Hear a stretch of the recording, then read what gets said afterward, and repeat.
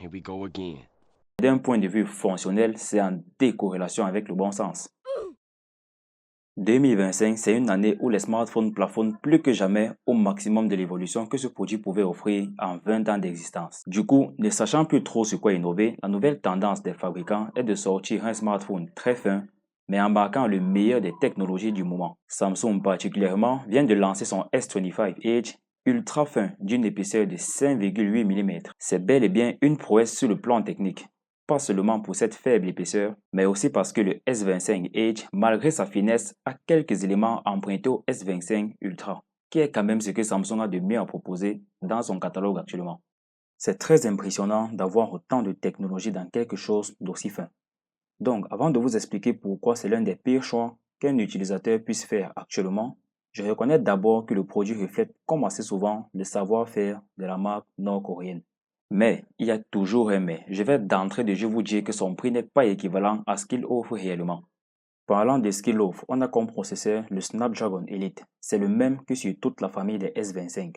On a également 12 Go de RAM, le capteur photo principal de 200 mégapixels emprunté au S25 Ultra et enfin en termes d'écran, ce qui se fait de mieux chez Samsung. S'il sort en 2025, c'est évident que d'un point de vue logiciel, on retrouve tout ce qu'il y a de bon chez Samsung. Je veux parler de Galaxy AI et les 7 ans de mise à jour de fonctionnalités et de sécurité. Parlant d'autonomie, il a enregistré pendant les tests en interne chez Samsung 24 heures en lecture vidéo. Grâce à sa batterie de 3900 mAh, c'est bien possible, d'autant plus que le Snapdragon Elite est très efficient. Mais pour un smartphone aussi petit, il y avait un très bon moyen d'améliorer cette capacité de batterie. Comme dans la plupart des smartphones pliables, ils auraient pu utiliser une batterie silicium-carbone.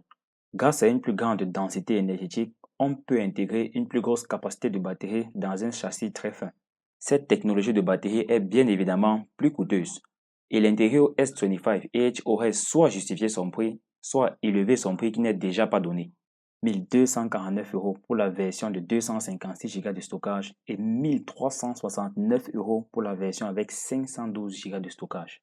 En prix de lancement, on est entre le S25 Plus et le S25 Ultra. Pour moins que ça, et sans sortir du catalogue de Samsung, on a tellement de choix. Le premier que je retiens, c'est le S24 Ultra. Il est bien plus pertinent à acheter que ce S25 Edge. Et même dans la famille des S25, c'est le modèle le moins intéressant en réalité. Je rappelle qu'il est plus cher que le S25 Plus. Et même à certaines périodes, il est plus cher que le S25 Ultra. Je me demande bien pourquoi. Enfin, techniquement, c'est justifiable. Mais d'un point de vue fonctionnel, c'est en décorrélation avec le bon sens. Pour la recharge, c'est évidemment en USB-C, mais seulement à 25 watts, pas de 45 watts comme sur le S25 Ultra cette fois-ci. Et en sans fil, c'est à 15 watts. Pour conclure la vidéo, avant de se pencher sur le public cible de ce S25 Edge, il faut mentionner que Samsung est évidemment une grosse équipe commerciale qualifiée qui fait toutes les études nécessaires avant de lancer un produit. Ils expliquent que leurs clients ont exprimé le besoin d'un smartphone qui n'est pas forcément plus petit en taille d'écran, mais ils veulent un smartphone léger qui fait de bonnes photos, qui a une bonne autonomie et qui a un écran moyennement grand. Mais en vrai, si c'est seulement ça, on a déjà plein de modèles qui lui mettent une longueur. Le S25 Plus et le S24 Ultra sont tous les deux moins chers, mais plus complets et plus polyvalents que ce S25 Edge. Même le S25 lui fait de l'ombre, tout simplement parce que c'est un meilleur rapport qualité-prix et donc un achat plus raisonnable. Donc encore une fois, seuls les chiffres, donc les ventes, diront si ça a été une bonne idée ou pas. Bon, maintenant, à qui s'adresse cette nouvelle catégorie de produits? Très probablement à tous ceux qui cherchent un smartphone premium avec un grand écran mais tout aussi fin, léger et donc raffiné. Il y a de fortes chances que les clients aussi exigeants n'aient pas de problème à mettre le prix pour ce smartphone-là. Ils ont donc le choix entre le S25 Edge, un autre modèle slim sous Android et peut-être le futur iPhone 17R. On est arrivé en fin de vidéo. Dis-moi en commentaire ce que toi tu penses sur cette nouvelle tendance de téléphone très fin.